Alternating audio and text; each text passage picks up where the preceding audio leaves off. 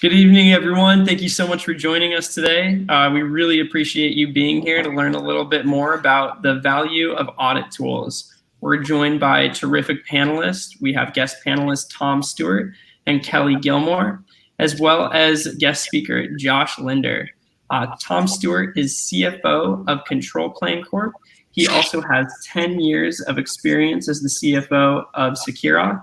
Then we have Kelly Gilmore, VP Information Security, CISSP, CIPP, MCSE, CCISO, and CIPM. Finally, Josh Linder, Marketing and Channel Advisor, MBA, CISSP, ITI Level 3. Going over today's agenda, we had our introductions. I'm going to pass it on over to Garrett, who's going to talk about what are some of the current costs of auditing, what we found. Then we're going to go over to the benefits of automation. Next, we'll jump on over to project results from automation. And then we're going to talk about the UATest ROI model and running the ROI tool. This is where we're going to get into what the cost of an audit is and the time it takes place. Finally, we're going to be joined back by our panelists and have a great opportunity for questions. So if you have your questions, definitely send them in, but we will only be getting to those at the very end of our presentation, but definitely send them in and we'll keep track of them. Thank you so much for joining. And with that, I'm going to pass it on over to Garrett.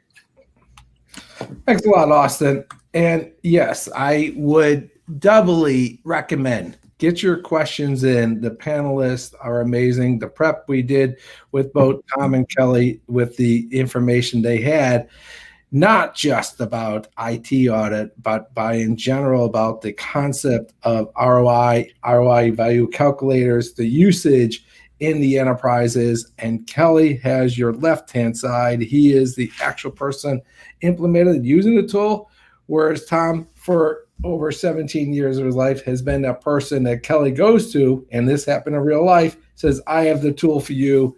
This is what we should buy. And that dialogue is what we have in our panel today. Okay, let's get a little tactical, and we're going to talk about what this is. What are we going to be showing today? We are going to be showing today a UATest ROI value calculator on IT auditing.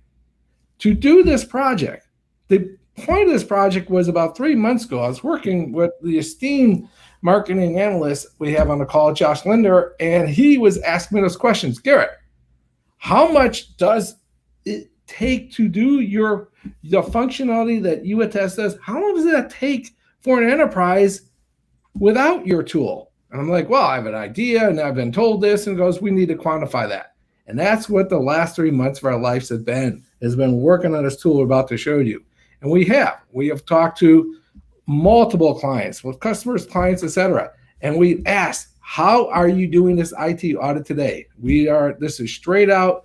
If you're following NIST, PR-AC-4 and PR-IP-3, which is both the IT access review and the change controls. How is your enterprise doing that today? And then what we discovered was the absolute pain in the process. And just to let you know, I mean, I'm Garrett. I started companies. I've got 15 U.S. patents, everything from X509, SSO, blockchain, etc. Okay, that's not what we're talking about here. What we're talking about is the dialogue between the internal group who is being requested to gather data, collate it, and then send it over to the right-hand group to think of as your external auditor. That's where the time is. That's where the inefficiencies are. That's where the pain is. And that's what we quantify in the tool we'll show you today. Is there an opportunity to improve? It's a huge, huge space to improve. I'm getting more excited about this space every day just because I'm adding the UATest product, and UATest deployments are adding so much value to the enterprises. Because what these enterprises showed us, seeing the tool, is they're spending a lot of time on collecting the information, collating all the changes, all the change tickets, identifying the actual accounts, and most importantly, as we just did a webinar recently, the PAM accounts, discovering the service accounts, and validating all this together and bundling it for our friends, the external auditors, who live off the concept of accuracy and completeness. That has to be bundled in a way that makes sense, that can be validated. E.g., if this information can't be validated, it has no value. That's exactly what we'll be talking about and exactly what the tool does and what the product does. Okay, before we get into that, my friend Josh, take it over.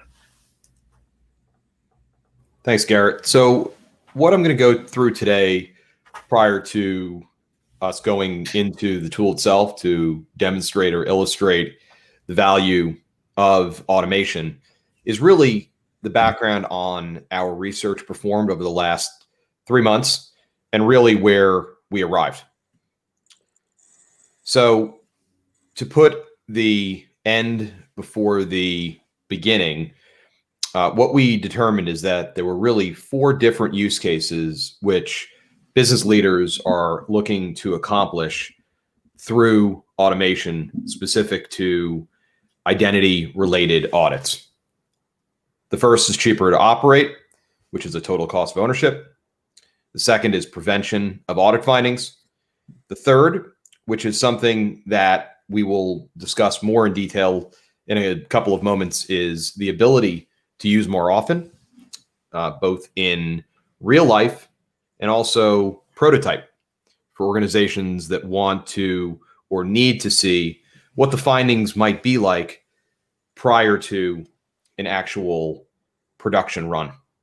And then finally, there's an advantage not only for those who procure automation tools, but also there's the elimination of manual tasks, making the work by auditors better. So the first is cheaper to operate. And again, this is a total cost of ownership. Now, while the actual tool that we've built doesn't spend a lot of time on TCO, it is something important to talk about here as well as in a couple of moments. And that is that you can, as an organization performing audits, or as an actor or an owner of the auditing process or a piece of the auditing process, continue to do this in a manual fashion. Well, what's the problem? What's the risk? And the answer is that manual activities are error prone and it pulls people away from their day job.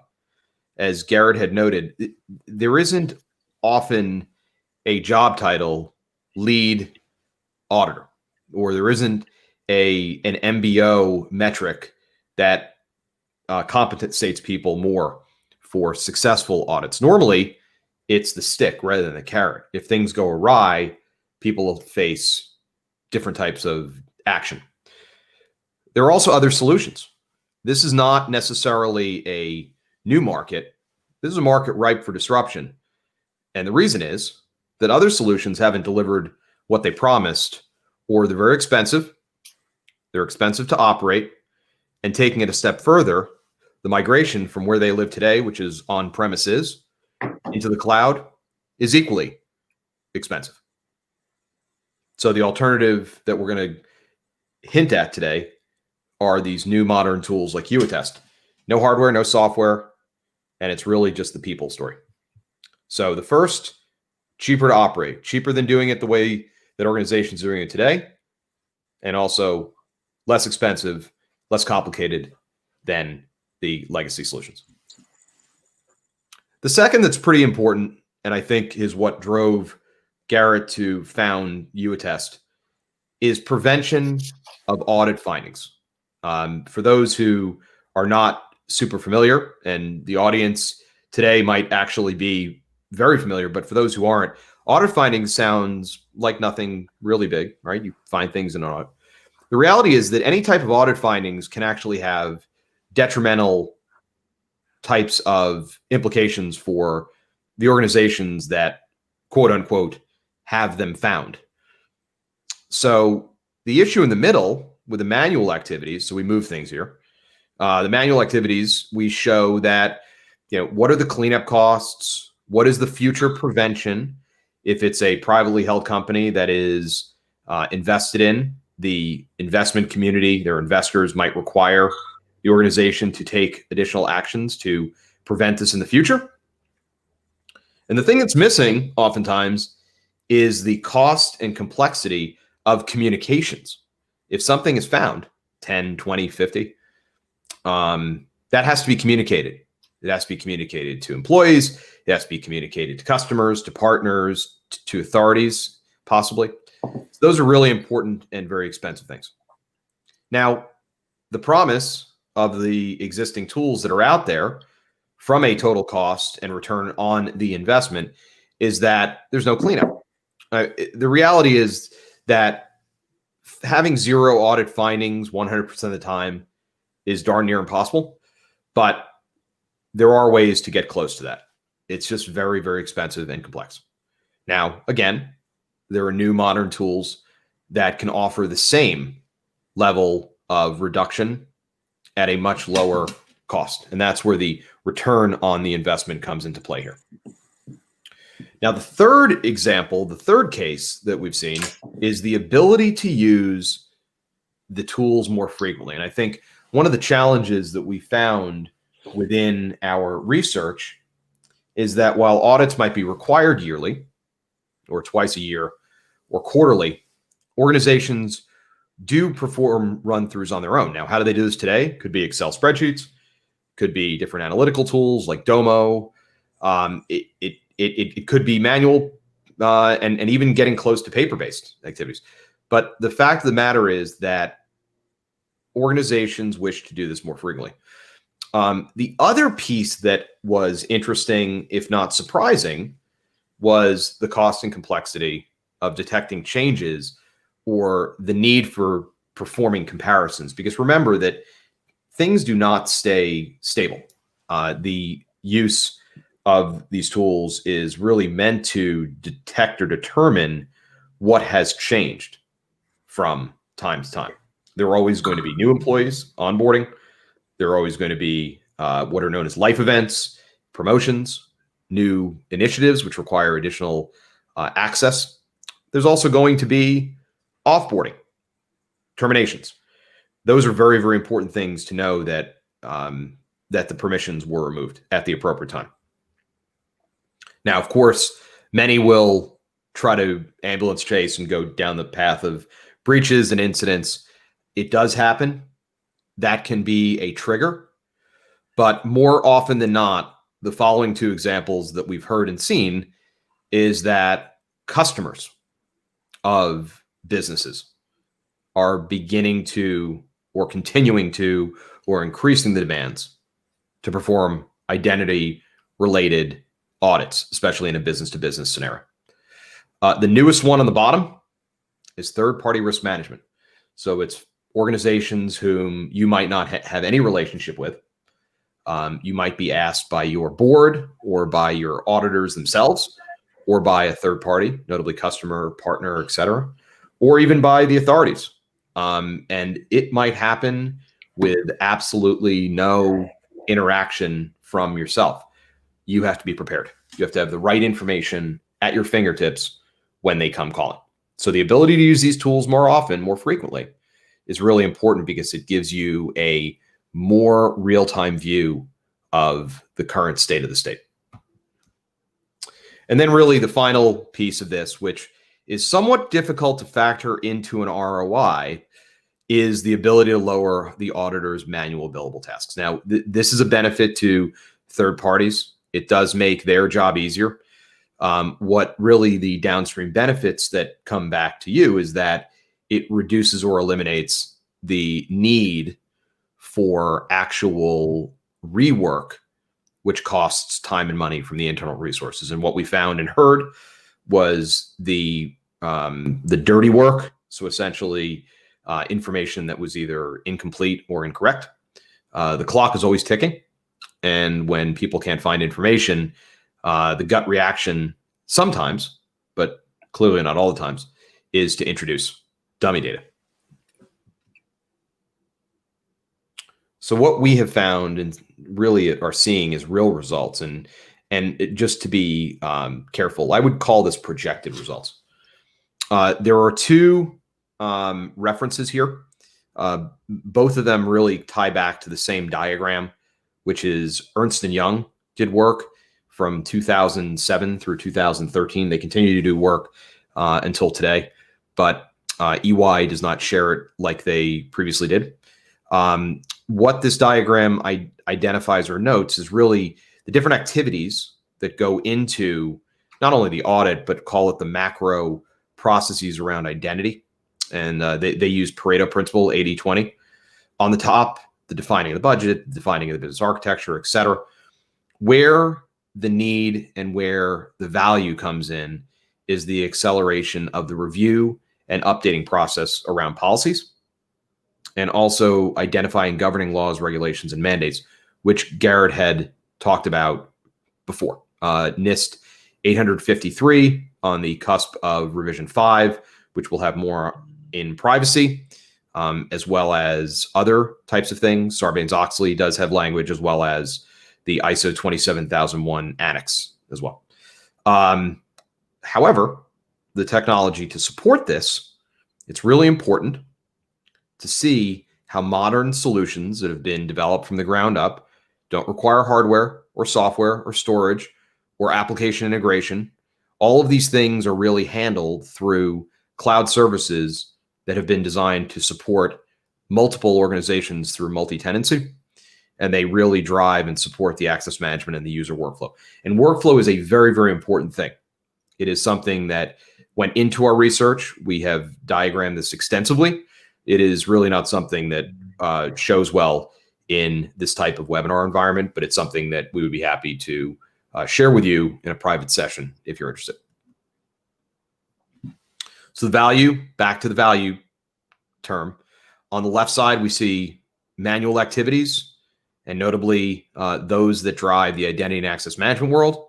On the right side, we see the automation, and the gap in between was previously filled by the identity governance and administration types of tools that, according to Gartner and Forrester, have really begun to go away. Gartner is no longer covering IGA as a standalone. The market has become mature, robust, and it also has in many ways filtered into other areas that they cover. But there is still a litany of expensive legacy providers that live there. What's important to take away from this is that the need to do things and monitor things on the IAM side is known and needed. In the middle, it's still kind of a bit unclear, and on the right is really, call it the plane of where there could be opportunity to improve the processes of organizations looking to automate their auditing process. So at this time, I thank you, and we'll hand it over to Austin Grajek to present the ROI tool. Thank you so much, Josh. That was really terrific. And another big thank you to Josh for all the hard work he's done on the tool we're about to share. I'm really excited to share our ROI tool because it's really going to help better quantify and outline the expenses and hours associated with running an audit. Right now, we're going to be using an example from a retail client we actually spoke with yesterday. Garrett's sharing his screen right now while I go through the customer's unique situation, their number count. Excellent. So Garrett, whenever you're ready, we're good to go. There we go. There's a button. It's called a mute button. Greetings, Austin. Thank you. And team, what I want you to show you is that we're going to come up with numbers and quantification. But as we all have been doing the last 6 months and helping our kids in their homework, right? What really matters is not the end number, but how we got there. All right? And with that awful analogy, let's get started. So Austin, you were taking better notes than I was the other day with this retailer customer. What was the numbers they gave us for number of users? Yeah, so the number of users was 1,100. Okay. And how many domain admin accounts? There were 8. 8. That's right. And they'd say they like to keep that number down because what this wonderful ROI value calculator does is it starts with the number of users, because that's where in all of our clients in their surveys, that's where we start. And then it gives recommended settings. But what it allows us to do is actually have a dialogue and say, hold it. Okay, how many admin accounts? And like this next question, how many service accounts did they say they had? Number of service accounts was 35. Perfect. Okay. And the number of applications? That's going to stay the same at 15. Right. And then user accounts was a lot lower, wasn't it? Yeah, for user groups, there were 45. Okay. All right, team. So what we have here is a calculation of how much the ROI we can benefit from the UATest cloud-based tool that gathers the information and does the reporting in a cloud without any expensive APIs, et cetera. And I'm going to step through the process, but there's one more piece of information we discovered yesterday. It was fascinating. So, Austin, how many audits did they say they did a year? Yeah, this one's actually going to be double of what we have in there. So it's going to be 8 audits a year. Yeah. And I was like, hold it. I mean, if you're doing quarterly audits, is your calendar different than my calendar? And they said, no, Garrett, we are actually doing audits, quarterly audits, but redoing the effort for different audits. And then I checked with some other clients, and that was accurate, that the team is redoing the process. And that's what the value of UATest is do it once and then quantify it and then have the reports. So let's step through. So the processes here are what we eliminate on the processes are identifying the applications and where's the relevant data in the applications, e.g., where's both the permissions, the ACLs, the roles, etc. That's what the product does. But what is really important, and I have a wonderful a friend over at Focal Point, Raj Swani, who has identified, Garrett, what a biggest effort is often around change control. That's NIST PR-IP-3, which says you should be able to quantify all your user permissions, especially around PAM accounts, that happen during the last period, whatever the period is, okay? The majority of time stated is analyzing the applications, going application to application and checking on the permissions. The UATest has an amazing feature we'd love to demo you that has the ability of not just you auditing their permissions, but either auto-delegate it out to the proper manager or delegate it out to the person who's no and require that person to actually quantify and attest to those permissions and ACLs. Okay? Quantifying user identities came up often in the clients. Things that we have to say, okay, I see that this identity has permission. Who is that person and why do they have? And lastly, go into the service accounts and the privileged domain accounts. We just did some excellent webinars on that with some esteemed guests, and you can see our videos on that or ask for a demo where we are extracting that very crucial information from the enterprise into our console and allowing you to attest to those permissions and those changes. Okay? So this tool culminates the hours, and this is where, well, Josh and team did a great job because there were not only low estimates, but high estimates because some customers took a lot more time on each one of these. Bottom line is we come up with the hours and then come up with the rates of the cost, which then brought us to the actual dollar amount per audit that your enterprise or the enterprises that we surveyed are actually spending, and then adjust that and then compare that to the cost of running UATest for a year. And yeah, that's the license price for UATest for 1,100 users. Okay? Team, I don't expect everyone to get what I just did in the last 5 minutes on this tool, but I wanted to show what exists and how we want to work with your enterprise to help not only solve your IT costs, but also justify the product in your internal sales process. With that being said, let's go, Austin. Let's get to the panel, okay? Excellent. Sounds good. So I'm glad we banked some time here at the end because we do have some terrific questions coming through. I'm going to try to read these off and then direct them to who best fits them. But feel free if you want to add light on the answer, and these are open to anyone.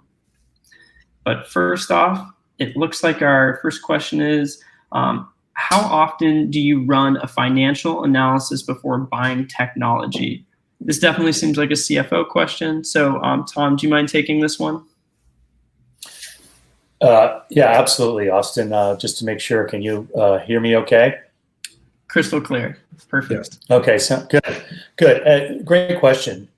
So, it sort of depends on the situation, but over my career at both SecureAuth, and I was within Intel finance for a long period of my life, more than I care to mention.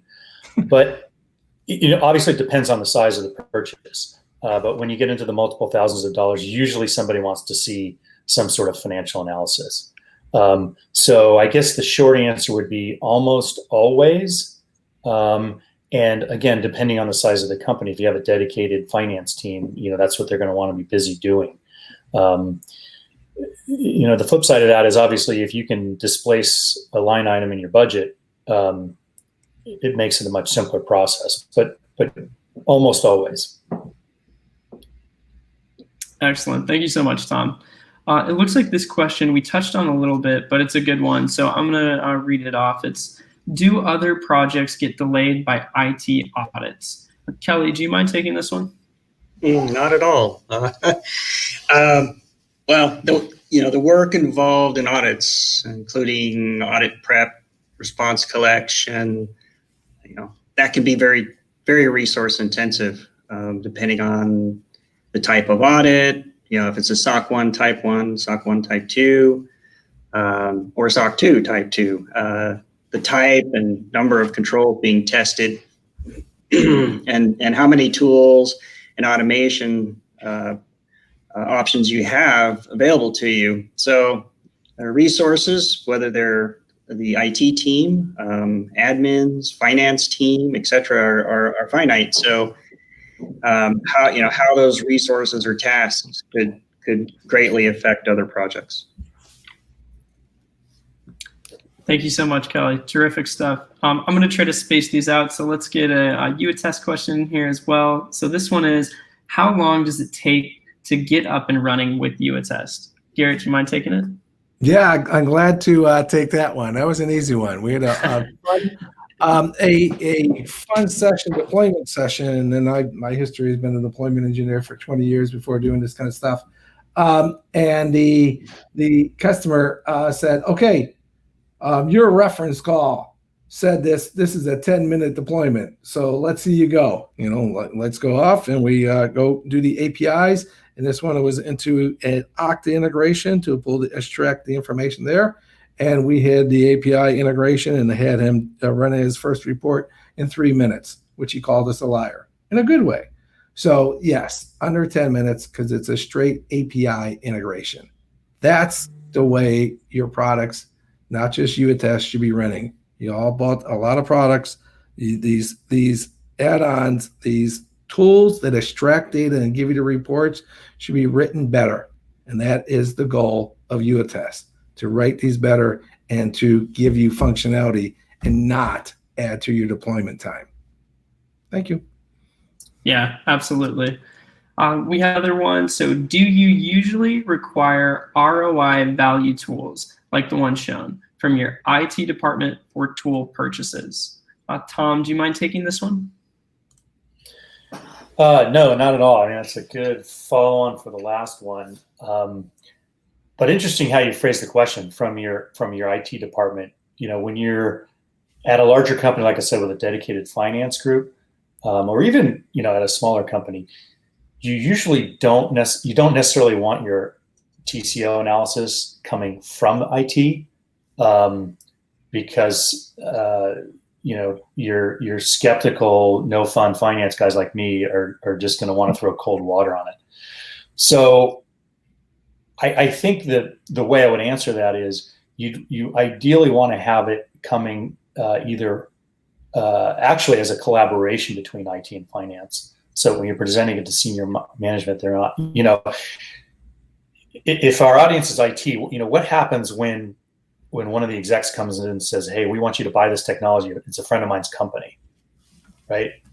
IT usually does, they test it and they'll go out and say, we don't like it because we didn't think of it. We didn't invent it. The same sort of thing happens to finance people. So I think what you need to be aware of is you definitely need to get finances buy-in on the analysis as early as possible.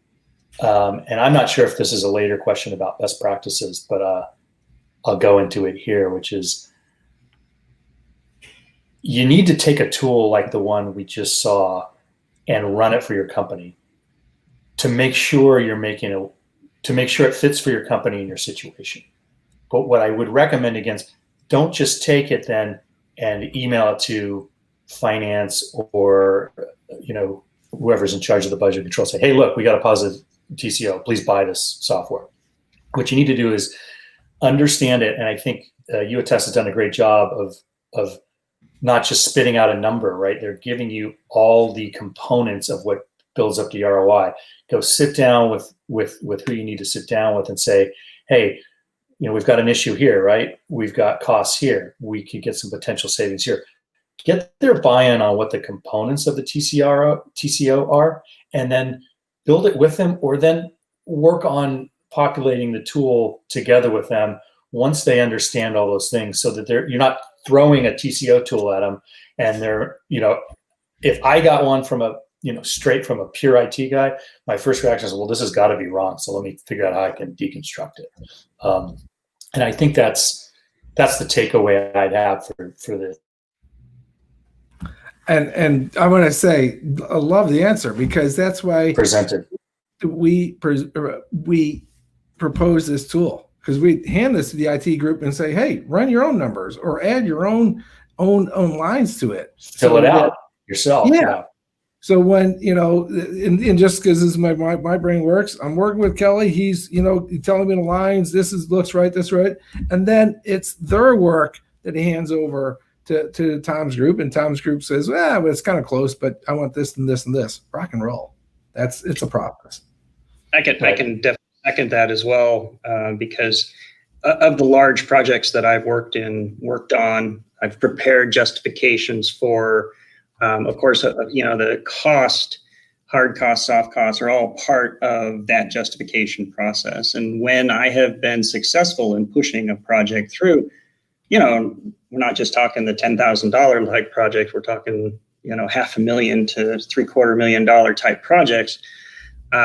The most successful times, the times I've been most successful, has been going through that process with the finance department, getting them involved early, and being able to show in a transparent way the costs and the money that you can save for whatever. So the ROI or TCO calculations are really, really, really effective in getting your projects approved.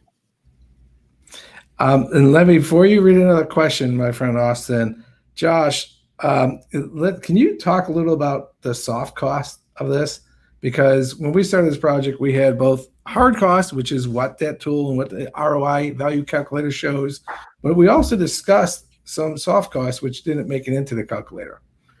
Yeah, and soft costs are really going to depend on the organization that is required to run these audits. And I think it's important for those who are watching this webinar to really take a think about what goes into the discovery, so the preparation, and what it means for their job. So what falls out, so to speak, when something has to happen. There are also soft costs which can very quickly become hard costs, and that is that if, for example, something is found or there's an incident, those soft costs result in, or those soft costs drive things like people getting nervous and worried about what can go on, and that disrupting themselves or their organization, and then also, again, pivoting very quickly into a harder cost. But I think, Garrett, to your point, soft cost to hard cost is a very fine line, and it really depends whether it's a bank, a mortgage provider, a retailer, an educational institution, healthcare, et cetera. And over the last couple of weeks, months, et cetera, we obviously have seen from very small to very large organizations who have been impacted by other types of security incidents that may or may not have been thwarted by a better understanding and management of their identities within the organization. Fantastic. All right, Austin, let's hit us again. Excellent. And I'm going to share the video just so we could put a face to a voice here. So here we are. Happiness. So going on to the next question, and thank you for that last one. I love that led to a big discussion, including everyone. But let's go into this question. It looks like this one's going to be to Kelly, and it's, are you using something to automate your IT audits currently?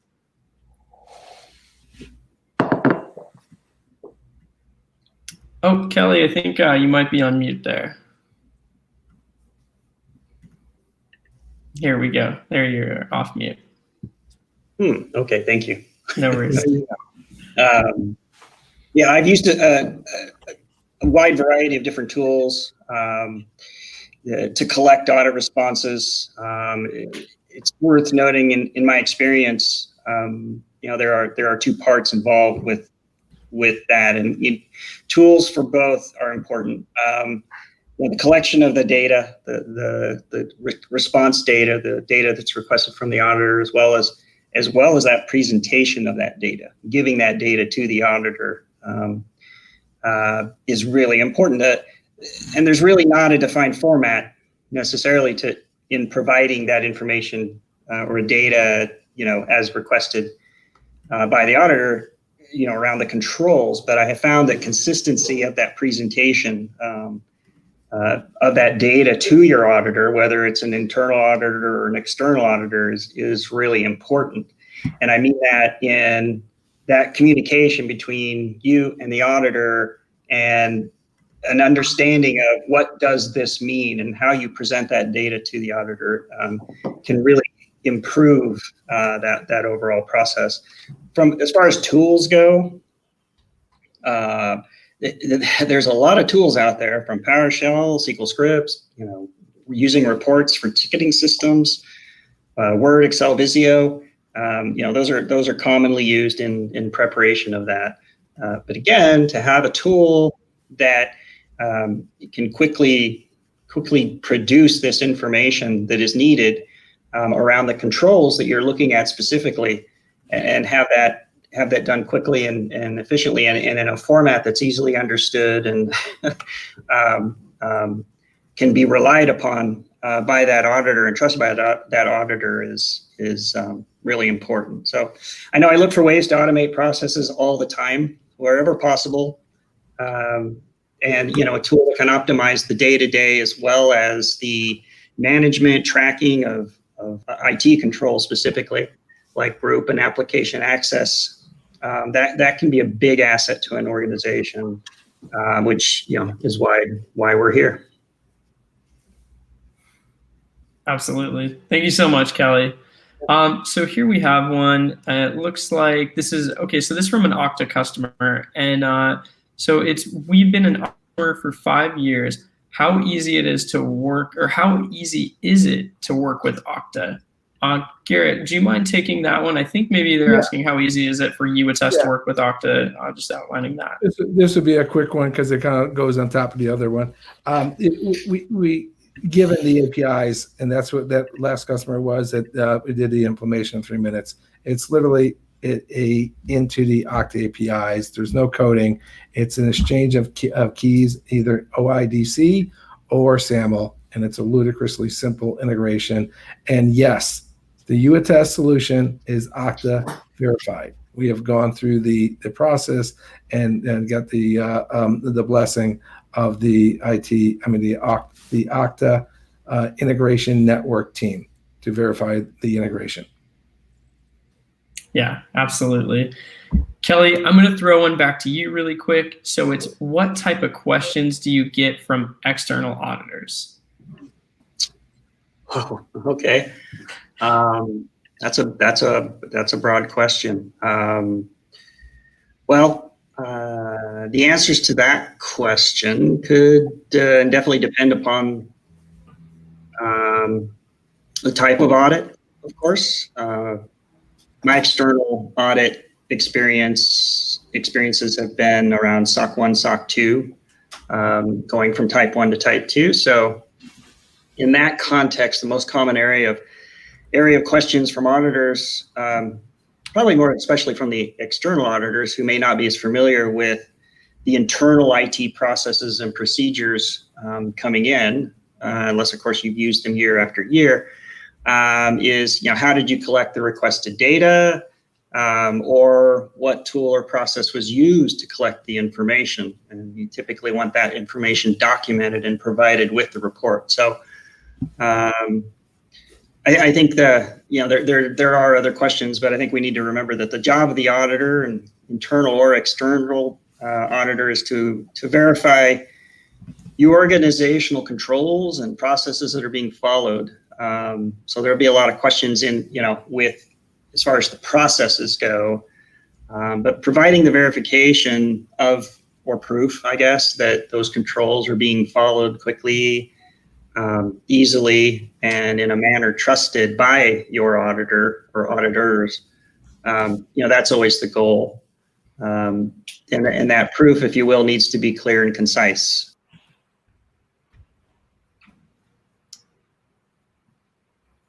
Consistency, so there's a good line of communication between you and your auditor, just makes the job of the auditor easier, and audits will complete quicker, reducing the amount of time an audit can take. Because the last thing you want to do is create unnecessary questions, which calculates right straight to more work. So, absolutely. Thank you so much, Kelly. I want to get this question in before time's up. So we have right here, this one looks like it might be best fit for Tom. So it's post-implementation. What is the best practice for IT to communicate to executive management and finance? Well, that's a good question. I mean, it depends on if you're successful or not. If you're not successful, hide.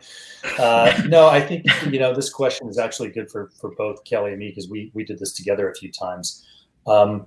You want to make sure that you're building your credibility when you do a successful project like audit automation.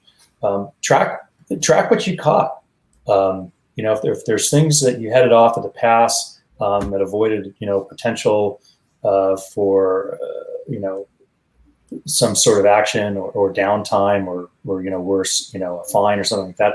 Absolutely, you want to keep track of that. And I think you also want to keep track of both sides. Like what time do we actually spend on this? And find time to go back and present it to executive management when you're not asking for something else, when it's not contentious, you're not defending yourself, because that's just going to build up your credibility for the next one.